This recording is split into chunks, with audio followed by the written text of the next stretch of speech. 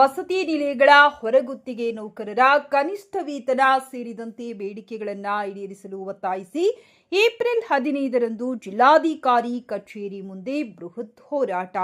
ಕರ್ನಾಟಕ ರಾಜ್ಯ ಸರ್ಕಾರಿ ಹಾಸ್ಟೆಲ್ ಮತ್ತು ವಸತಿ ಶಾಲಾ ಹೊರಗುತ್ತಿಗೆ ನೌಕರರ ಸಂಘ ಕೊಪ್ಪಳ ಜಿಲ್ಲಾ ಸಮಿತಿಯು ಗಮನಕ್ಕೆ ತರಬಯಸುವುದೇನೆಂದರೆ, ಹಿಂದುಳಿದ ವರ್ಗಗಳ ಇಲಾಖೆ, ಸಮಾಜ ಕಲ್ಯಾಣ ಇಲಾಖೆ, ಅಲ್ಪಸಂಖ್ಯಾತರ ಕಲ್ಯಾಣ ಇಲಾಖೆ, ಪರಿಶಿಷ್ಟ ವರ್ಗಗಳ ಇಲಾಖೆ ಹಾಗೂ ಕರ್ನಾಟಕ ವಸತಿ ಶಿಕ್ಷಣ ಸಂಸ್ಥೆಗಳ ಸಂಘದ ಹಾಸ್ಟೆಲ್ ಹಾಗೂ ವಸತಿ ನಿಲಯಗಳಲ್ಲಿ ಕೆಲಸ ಮಾಡುವ ಅಡುಗೆಯವರು, ಅಡುಗೆ ಸಹಾಯಕರು, ಸ್ವಚ್ಛತಾಗಾರರು, ಕಾವಲುಗಾರರು,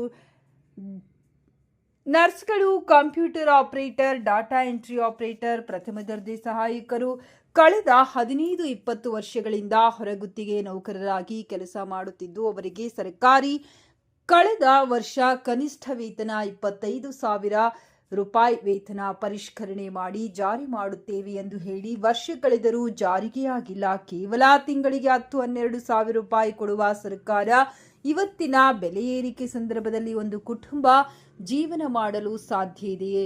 ಇಲ್ಲ. ಹಾಗೂ ಕಾನೂನಾತ್ಮಕ ಸೌಲಭ್ಯ ನಮ್ಮ ಹೊರಗುತ್ತಿಗೆ ನೌಕರರಿಗೆ ಸಿಗುತ್ತಿಲ್ಲ. ವಾರದ ರಜೆ, ಕೆಲಸದಿಂದ ಬಿಡಿಸುವುದು, ಇಂತಹ ಕೃತ್ಯಗಳು ನಡೆಯುತ್ತಿದೆ.